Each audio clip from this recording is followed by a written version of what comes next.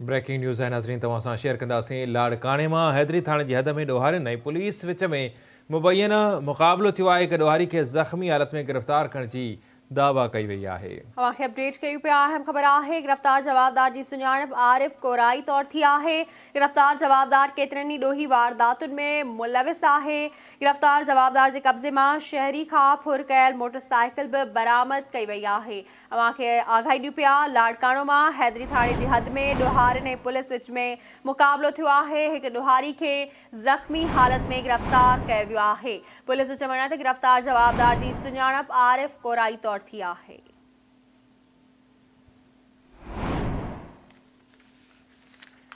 एक भेरो ॿीहर ब्रेकिंग न्यूज़ तव्हां सां शेयर कंदासीं। गिरफ़्तार जवाबदार केतिरनि ई ॾोहारी वारदातुनि में मुलविस आहे। इहो चवणु आहे पुलिस जो। गिरफ़्तार जवाबदार जी सुञाणप आरिफ कोराई तौर थी आहे।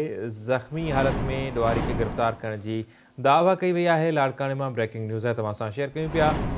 गिरफ़्तार जवाबदार जे कब्ज़े मां शहरीअ खां फुर कयल मोटरसाइकिल हथ कई वई आहे। तफ़सील मालूम कंदासीं। लाड़काणो मां रशीद समोखा जी। रशीद, अपडेट कजो, कहिड़ा तफ़सील आहिनि?